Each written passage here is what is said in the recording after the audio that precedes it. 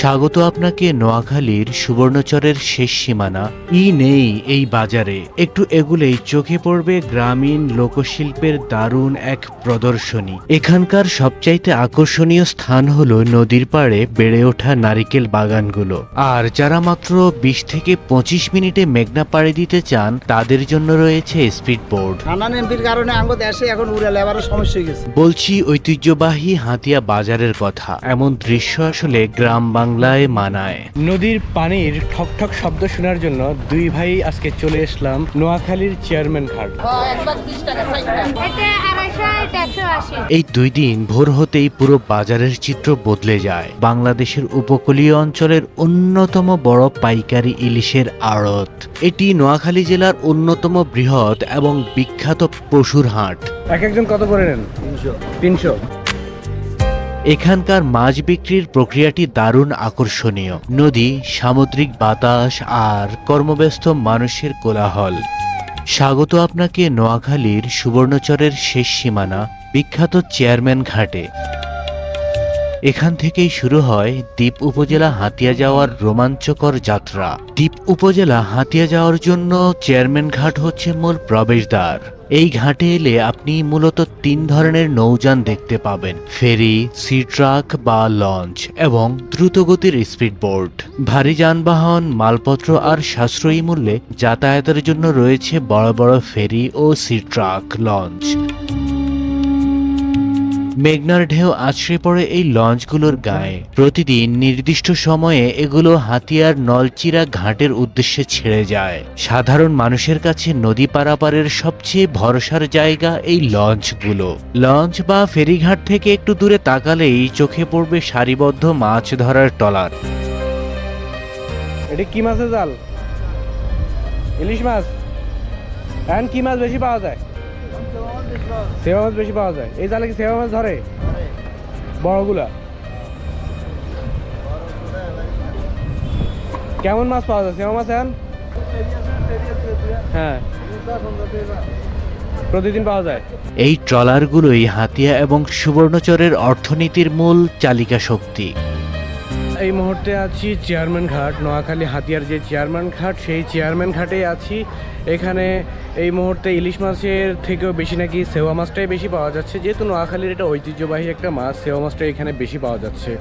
আর আমরা ঘুরে ফিরে দেখছি যে এখান থেকে কখন এই লঞ্চ কিংবা ফেরিগুলা ছাড়া হয় সেগুলো আমরা দেখছি এবং কি আপনাদেরকেও দেখাচ্ছি, জানাচ্ছি কখন কখন এখান থেকে ফেরিগুলো যায় আবার ওই পার থেকে চলে আসে। কাঠের তৈরি এই মজবুত ট্রলারগুলো নিয়ে জেলেরা দল বেঁধে চলে যান গভীর মেঘনা কিংবা বঙ্গোপসাগরের মোহনায়।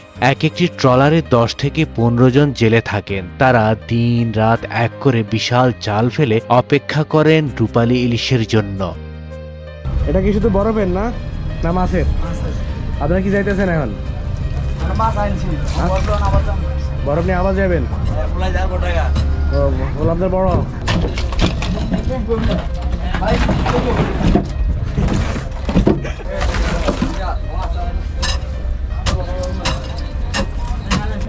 প্রতিদিন কেমন বরফ নেন?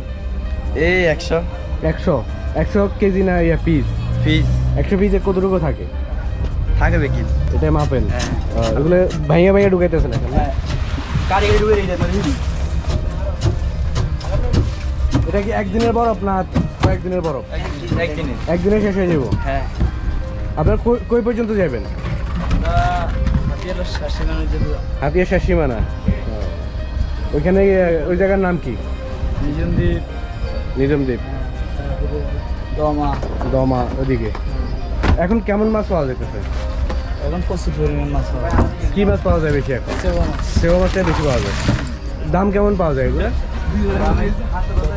১০০০ কি মন? মানে আমরা তো টেইলি তুলি, ওইটাই ১০০০-১২০০ করে পাওয়া যায়। আর ওরা তো আরো বেশি বিক্রি করে। এক ট্রলারে কতজন থাকে আপনারা? ৮১০ জন। মাঝে মধ্যে তো অনেক দিনের লগা যাওয়া হয় না? ৪-৫ দিনে থাকা লাগে। এখন বেশি দূরে যাওয়া হইতেছে না, দেখে ডেলি আসা যেতেছে।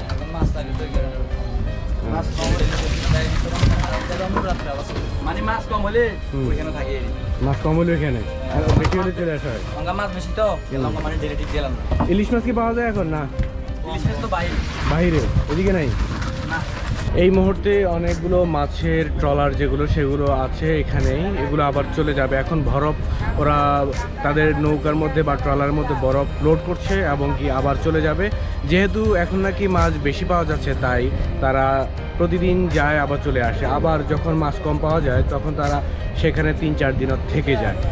এই মাছ ধরার ট্রলারগুলো তাদের ট্রলারে বরফ নিয়ে নিচ্ছে, চলে যাবে সেই মাঝ নদী কিংবা সাগরের মোহনায়। কত সুন্দর আনন্দ উৎফুল্ল হয়ে তারা কাজ করছে। কেউ যাচ্ছে মাছ ধরতে, আবার কেউ এখন বিশ্রাম নিচ্ছে। ঠিক সময় মতো আবার পাড়ি দিবে তাদের মাছ ধরার গন্তব্যে। এখানে একটি ট্রলার আছে, এই ট্রলারটিও হাতিয়া যায়। চেয়ারম্যান ঘাট হয়ে হাতিয়া এই ট্রলারগুলো বা ফেরিগুলো যেয়ে থাকে। সামনে আরেকটি মাছ ধরার ট্রলার আসছে এই মুহূর্তে, অনেক বড় ট্রলার। এখানে আবার আরেকটি ট্রলারও দেখা যাচ্ছে, যেগুলো মাছ নিয়ে আসে, মাছ ধরে এই ট্রলারগুলো আমরা তাই দেখতে পাচ্ছি। ওটা অনেক বড়, এই মুহূর্তে দূর থেকে তারা মাছ নিয়ে এসেছে।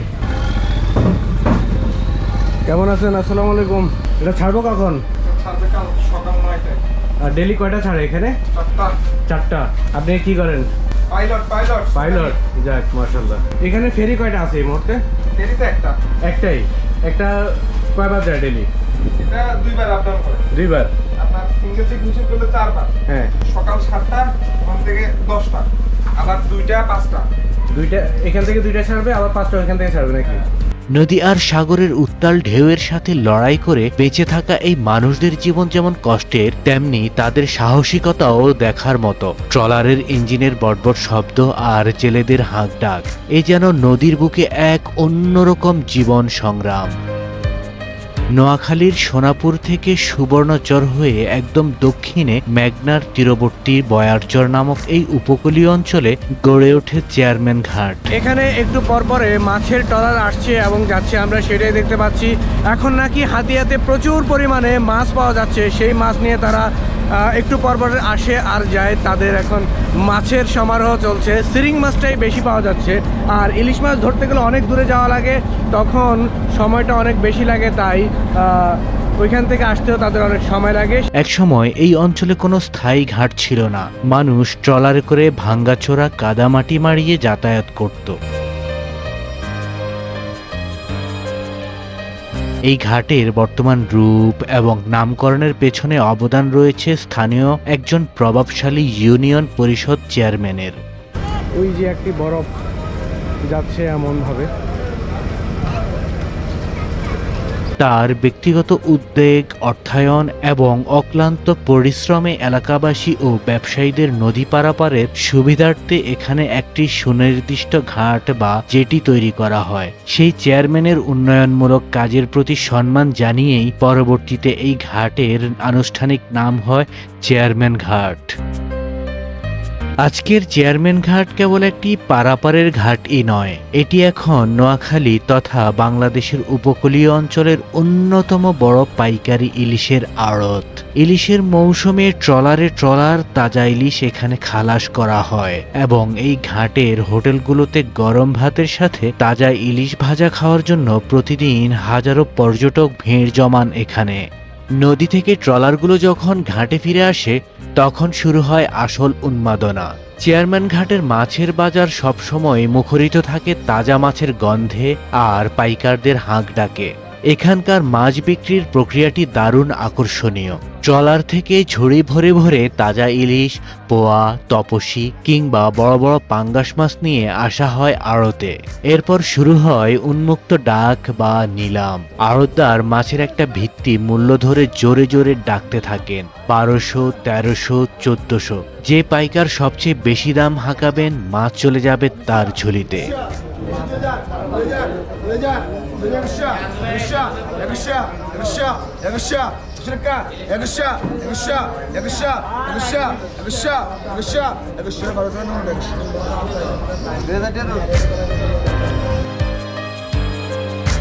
মুহূর্তের মধ্যে এই মাছগুলো স্তূপ আকারে বরফ দিয়ে কাঠের বাক্স বা ককশিটে প্যাকিং করা হয়। এরপর ট্রাক বা পিকআপে করে রাতেই রওনা দেয় ঢাকা, চট্টগ্রাম সহ দেশের বিভিন্ন প্রান্তের বড় বড় বাজারে। আপনি যদি একদম তাজা এবং নদীর আসল স্বাদের মাছ কিনতে চান তবে এই ঘাটের বাজারের কোনো বিকল্প নেই। হাতিয়ার মানুষের দীর্ঘ কয়েক দশকের লালিত স্বপ্ন ছিল একটি স্থায়ী ফেরি সার্ভিস। বৈরী আবহাওয়া ও বর্ষাকালে উত্তাল মেঘনা পাড়ি দিতে গিয়ে সেখানে স্পিডবোট বা ট্রলারে প্রায় মানুষের প্রাণহানি ঘটত। সেখানে আজ রাজকীয়ভাবে চলছে ফেরি। এখানে একসাথে অনেকগুলো ঘাঁটি আছে, যেটা আমরা দেখতে পাচ্ছি। ফেরি হলো এটা, আর স্পিড বোটটা এই পাশে, এবং কি ওই যে দেখা যাচ্ছে আবার লঞ্চ, ওই পাশ থেকে লঞ্চ দিয়েও হাতিয়া যাওয়া যায় এই চেয়ারম্যান ঘাট থেকে। আর যারা মাত্র 20 থেকে 25 মিনিটে মেঘনা পাড়ি দিতে চান তাদের জন্য রয়েছে স্পিডবোট, রোমাঞ্চকর সার্ভিস। লাইফ জ্যাকেট গায়ে জড়িয়ে স্পিডবোট যখন তীব্র গতিতে ঢেউ কেটে এগিয়ে চলে তখন চারপাশের জলরাশি আর বাতাসের গর্জন এক অদ্ভুত ভালো লাগার জন্ম দেয়।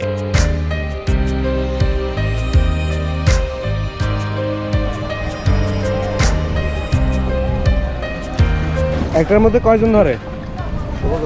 16 জন। একজন কত করে নেন? 300। ইয়ে পর্যন্ত, হাতিয়া পর্যন্ত কতক্ষণ লাগে যাইতে? 20 মিনিট 20-25 মিনিট লাগে। স্বাধীনতা ও দেশের ইতিহাসের দীর্ঘ 45 বছর পর 30 জানুয়ারি 2026 আনুষ্ঠানিকভাবে উদ্বোধন করা হয় হাতিয়ার নলচিরা চেয়ারম্যান ঘাট নৌ রুটে বহুল প্রতীক্ষিত ফেরি সার্ভিস। নৌ পরিবহন মন্ত্রণালয়ের বিশেষ উদ্যোগে এই 17 কিলোমিটার দীর্ঘ নৌ রুটে প্রথম যাত্রা শুরু করে ফেরি মহানন্দা। হান্নান এমপির কারণে আমাদের দেশে এখন উড়ে লেবারের সমস্যা হয়ে গেছে। কেন? আমরা 120 জন লেবার এখন বাইয়ে ওই রাইতুলে আমরা লাড়ি বই বাই যেত। কেন? লাড়ি হাতে দিই কর্ম নাই কর্ম হোম মারি দিয়েছে। ওই ফেরি লাগাইছে না ভাইয়া, হ্যাঁ, ওই ফেরির কারণে এখন কর্মটা হোম মারি গেছে। আর ফেরি হলে তো ভালো হওয়ার কথা। ফেরি যেহেতু ভালো নন, এখন কর্ম তো নাই। আমরা রাইতুলে আমরা টাকাদের মাঝে যাইতে ভাইয়া বড় লোকের লাগে যারা। মালের রেট কম না ভাইয়া। হাতিয়া মাল গেছে ঠিক, হাতিয়া মাল গেছে ফেরি দিয়ে ঠিক, মালের রেট কমা নাই। কিন্তু দেখা গেছে লেবার এখন হাতে দিয়ে লেবারের শ্রমিকের ক্ষতি হয়েছে। কারণ আগে মোটামুটি কয়টা আসতো? আগে আগে যখন ইয়ে ছিল না, ঘাট থাকতে একদিন নৌকা আসতো, ফেরি বাদে নৌকা আসতো 20-30 এইভাবে এরকম। এখন কয়টা আসে? এখন ডেইলি একানো আইয়ে না। আজকে কেমনে আইছে 15 দিন হরে আইছি। শ্রমিক আছে মানে 40 জন মিয়া বেতন হবে মিয়া মানে তো হনছে হাইটি একজনের একজনের হাইটির হবে বেতন নাই। কাজ নাই, বেতন হবে কই? এটা কোন জায়গা থেকে নিয়ে আসেন আপনারা? এটা বাল্লা সেখানে ফেরি জানা ভাইয়া। এত দূরে? এত দূরে বাল্লা এখানে ফেরি লাগুরে না। এই কারণে এখন আঙুরে দিয়ে তোলা, বুঝছেন নাকি? আমরা মানুষ এখন বাতে কষ্ট করি। হোলা হিসাবে মেলা আষ্টুগানের নৌকা আছে হোলা মাইয়া এখন সাইলো নিতে এটা দোস্ত। এগুলা কি ইয়ে শুটকি না? এটা সুটকি ভাইয়া। এটা ওই সাগরের যে সুটকি গুলা বড় সাইয়া বড় শুটকি, এগুলো উঠবে এক হাত হয় যে ছোট গুলা। ও আচ্ছা আচ্ছা। এটা বড় বড় গুলা। এখানে কতগুলো আনছেন মোটামুটি আপনারা? এগুলো আমরা তো এখানে প্রায় 300 বস্তা মতো আনছি। 300 বস্তা? 250 বস্তা। 250।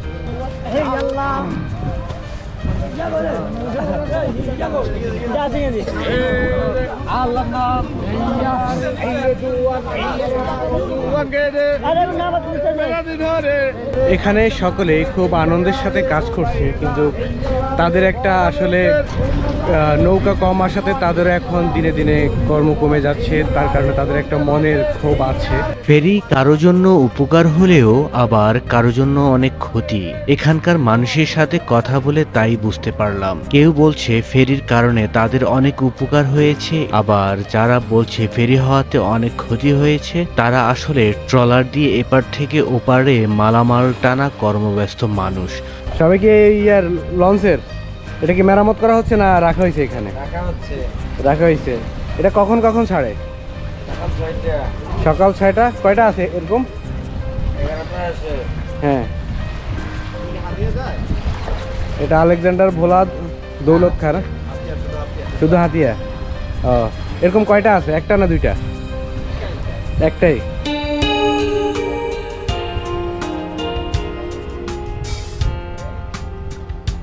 নদী অনেকটা ভেঙে কি অবস্থা দেখুন, একদম ভেঙে গিয়েছে, গাছগুলো পড়ে যাচ্ছে নিচের দিকে, মাটিগুলো ভেঙে একদম অনেক খারাপ অবস্থা।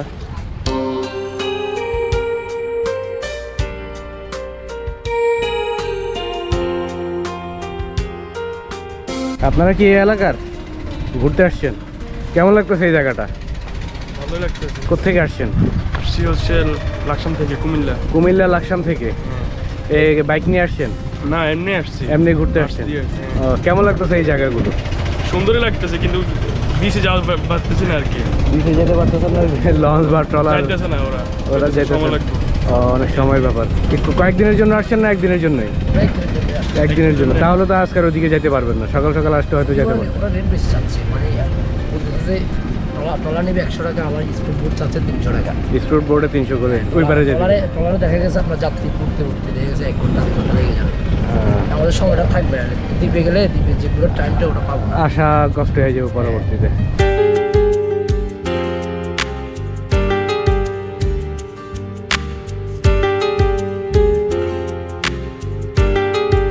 এখানকার সবচাইতে আকর্ষণীয় স্থান হলো নদীর পাড়ে বেড়ে ওঠা নারিকেল বাগানগুলো, পাশাপাশি রয়েছে খেজুর গাছ।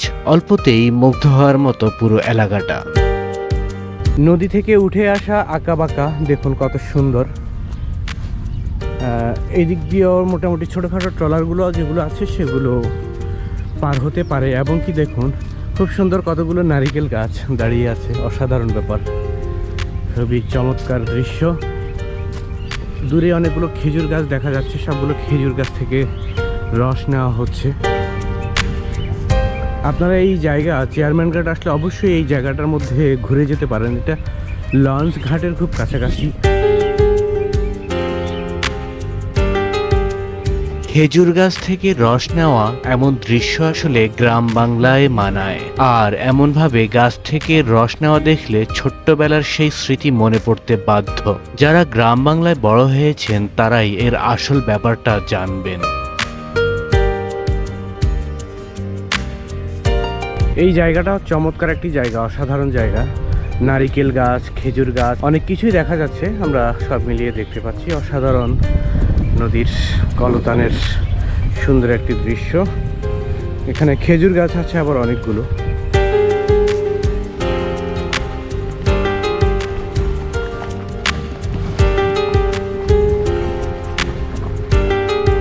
নদীর পানির ঠকঠক শব্দ শোনার জন্য দুই ভাই আজকে চলে আসলাম নোয়াখালীর চেয়ারম্যান ঘাট, যেটাকে হাতিয়া বলা হয়, সেই দ্বীপ অঞ্চলে চলে আসলাম। এই জায়গাটা অসাধারণ একটি জায়গা। আপনারা নোয়াখালী বা এর আশেপাশে যারা আছেন তারা অবশ্যই ঘুরে দেখতে পারেন। আমাদের কাছে এই জায়গাগুলো বা নদীর যে ঠকঠক শব্দ, নদী দিয়ে যখন সূর্যটা নেমে যায় তার দেখা অন্যরকম একটা ফিল। আমি আর আমার ছোটো ভাই এসেছি আজকে। আপনাদের কাছে কেমন লাগছে এগুলো কমেন্টে তো অবশ্যই জানাবেন। এর মধ্যে আমি আমার ভাই থেকে একটু শুনি যে ওর কাছে এই জায়গাটা কেমন লাগে, বা আমি যতটুকু জানিও কিছুদিন পর পর এই জায়গার টানে চলে আসে। তারপর আবার শুনি তার কাছ থেকে যে এই জায়গাটা আসলে কেমন লাগছে তার কাছে। কেমন লাগছে? জায়গাটা আসলে খুব অসাধারণ, আর চারপাশটা আসলে অনেক সুন্দর। নদীর পাড় বেড়িবাঁধগুলা দেখতে খুব সুন্দর, ভালোই লাগে। আমি কিছুদিন পর পরই এখানে আসি এই নদীর শব্দ শোনার জন্য, পানির শব্দ। আপনারা চাইলে এদিকে আসতে পারেন, ঘুরতে পারেন। এই জায়গাটা পর্যটকদের জন্য খুব ভালো একটা জায়গা। আর এখন এখানে আপনার চেয়ারম্যান ঘাট থেকে হাতিয়া যাওয়ার জন্য ফেরি চালু হয়েছে। চাইলে দিনে দিনে যেয়ে ঘুরে আসতে পারেন হাতিয়াতে। ওইখানে গেলে আপনাদের আরও বেশি ভালো লাগবে, যেহেতু সাগর পাড়ে, সাগরের কাছাকাছি খুব হাতিয়া, তাহলে আপনাদের ওইখানে গেলে আরও বেশি ভালো লাগতে পারে। মুন্সিগঞ্জ থেকে আসছেন না? জি, এখানে কি কাজে না কি কাজে আসছেন? এটা বলকের পাতুনে ডুবে গেছিল, এই বলকের কাজ করে। বেলা শেষে চেয়ারম্যান ঘাটে যখন সূর্যটা মেঘনার বুকে মিলিয়ে যেতে থাকে তখন চারপাশের পরিবেশটা অলৌকিক সুন্দর রূপ নেয়। একদিকে ঘরে ফেরা মানুষের তাড়া, অন্যদিকে শান্ত হয়ে আসা নদীর ঢেউ। চেয়ারম্যান ঘাট শুধু একটি ঘাট নয়, এটি হাজারো মানুষের জীবিকা, অ্যাডভেঞ্চার আর উপকূলীয় সংস্কৃতির এক অনন্য মিলন মেলা। এটা কি তুমি বিক্রি করতে আনছো? আবু কই? ঠিক আছে।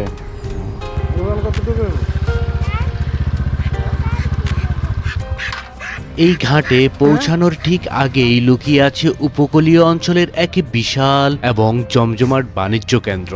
বলছি ঐতিহ্যবাহী হাতিয়া বাজারের কথা। প্রতিদিন হাজারো মানুষের পদচারণায় মুখর থাকা এই বাজারটি যেন এই অঞ্চলের মানুষের লাইফ লাইন। হাতিয়া বাজার সপ্তাহে 7 দিনই খোলা থাকে, তবে এর আসল রূপ আর আসল জৌলুস দেখতে চাইলে আপনাকে আসতে হবে শনিবার এবং মঙ্গলবার হাটের দিনে।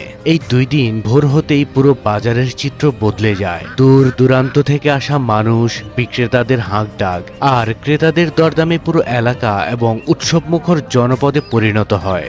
বাজারে ঢোকার পথেই আপনার চোখে পড়বে গ্রামীণ জনপদের আসল রূপ। চরাঞ্চলের প্রান্তিক খামারি আর সাধারণ গৃহিণীরা তাদের নিজেদের খামারে এবং বাড়ির উঠানে পরম যত্নে লালন পালন করা গৃহপালিত পাখি নিয়ে এখানে সারিবদ্ধভাবে বসেন।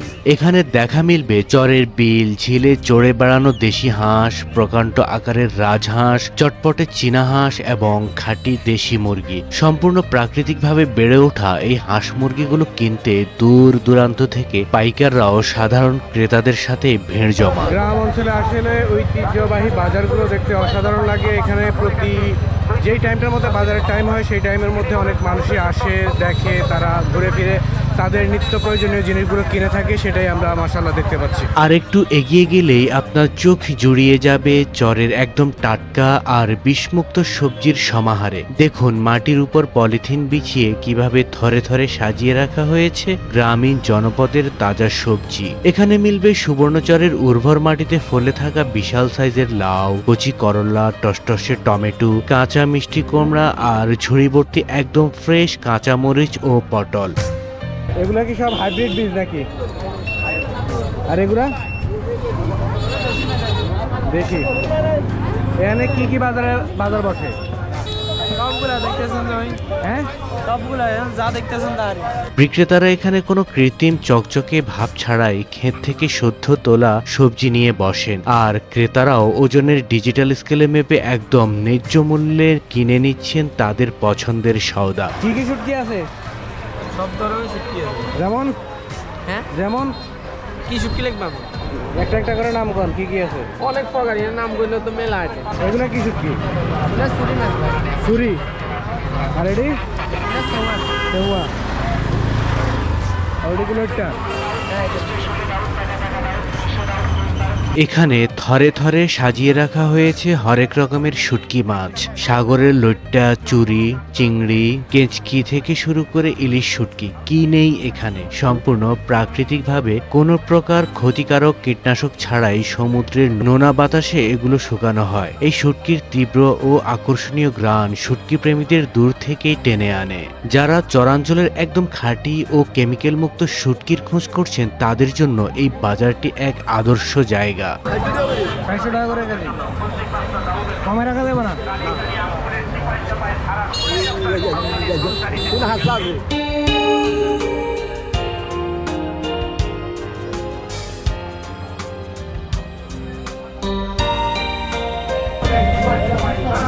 কত করে? 20 টাকা। 20 টাকা কি ভাগা? একবার 20 টাকা 60 টাকা। এটা কি মিষ্টি না টক? নারিকেল কত জোড়া? এটা 250, এটা 180। এটা ছোট দেখে, এটা বড়।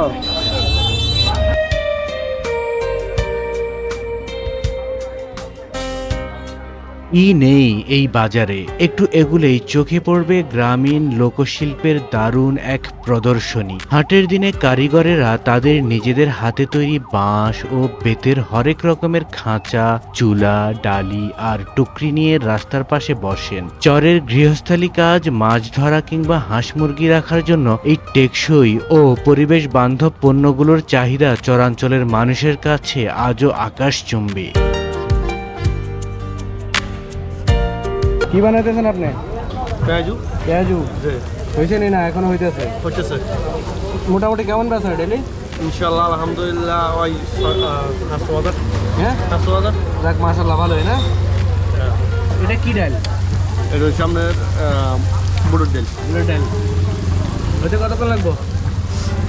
কত 4 মিনিট। এটা কি গাছ? কি মরিচ? এটা কি ঝাল হয় নাকি? না কেমন ঝাল হয়? এটা মরিচ হবে না।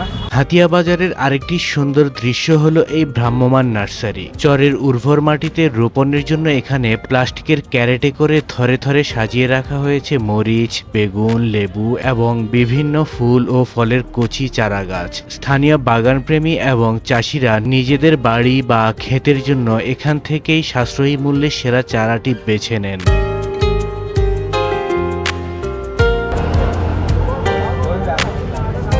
এটা কি? হ্যাঁ,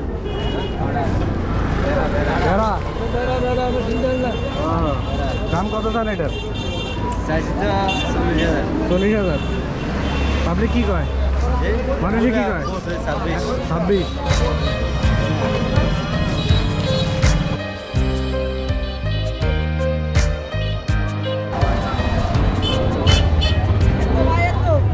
কয়টা নিয়ে আইছেন? কয়টা আনছেন? বেশ হয়েছে কয়টা? একটা হয় নাই। কে দাম বেশি না কম? বেশি, এই কারণে। এটি নোয়াখালী জেলার অন্যতম বৃহৎ এবং বিখ্যাত পশুর হাট। এই হাতিয়া বাজারেই বসে। স্থানীয় খামারি ও ব্যাপারীরা গরু আর মহিষ নিয়ে হাজির হন এইখানে। টাটকা চরের সবজি আর বিশাল পশুর হাট তো আছেই। এগুলো সব কি দেশি গরু না? আপনাদের এলাকার? এরা দেশি ছাড়া কোনো গরু আসে না? না, এখানে দেশি গোছ আর কোনো গরু নাই। মোটামুটি দাম কেমন আছে? দাম গরুর দাম কিছু বাড়ছে, বাড়ছে না কিছু? কিছু বাড়ছে, একদম কিছু বাড়ছে। ব্যবসা হচ্ছে, আবার গরু ব্যস্ত হয়েছে মোটামুটি। মেলা গরু ব্যবসা হচ্ছে।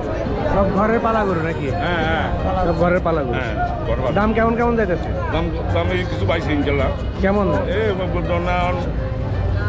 আপনার বাজার হিসেবে খুব ভালো হবে। এটা কেমন যাইতেছে? 60-70 এরকম যাইতেছে। ঘুরে ঘুরে বাজার দেখছি আমরা। বাজার মোটামুটি ভালোই জমেছে এখানে।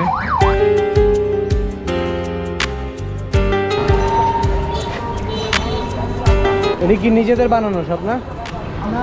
কিনেও আছে। নিজেরা এখন আর বানানো না? হ্যাঁ, টুকটাক বেশি বানানো হয় না, সব বাইরে থেকে কিনে আনেন কোত্থেকে? ওদিকে থেকে। কি কাস্টমার নাই আজকে? না, কম। বাজার কয়টা থেকে কটা পর্যন্ত হয় এটা? সকালের আগে 10 পর্যন্ত। 10টা পর্যন্ত। জমে কখন? বিকেলে না? এখন তো বাজার, এখন বাজার কম আইছে আজকে। আজকে মানুষ কম। এই বাজারটার নাম কি? হাতিয়া বাজার। দর্শক, আমরা হাতিয়া বাজার ঘুরে ফিরে দেখছি এবং কি বাজারের কি অবস্থা সেটা আপনাদেরকে দেখাচ্ছি। শনিবার আর মঙ্গলবার নাকি এখানে বাজার হয়। সেই বাজারটা আমরা দেখতে পাচ্ছি মোটামুটি চেয়ারম্যান ঘাটের খুব কাছেই এই বাজারটি। আপনারা যদি চেয়ারম্যান ঘাট যান তার মধ্যে এই বাজারটি দেখে যেতে পারবেন। বিশাল একটি বাজার, এখানে সব ধরনের জিনিসই আমরা দেখতে পাচ্ছি, সব ধরনের জিনিসই পাওয়া যাচ্ছে। মাশাআল্লাহ, ভালোই এখানে মানুষে আসছে যাচ্ছে, অনেক কিছু বিক্রি করছে। 200 টাকা।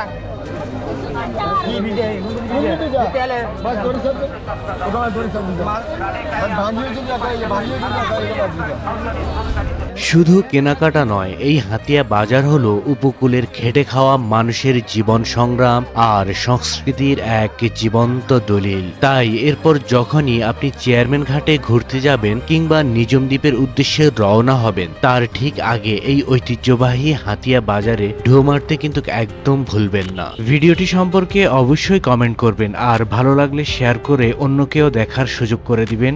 সবাইকে ধন্যবাদ।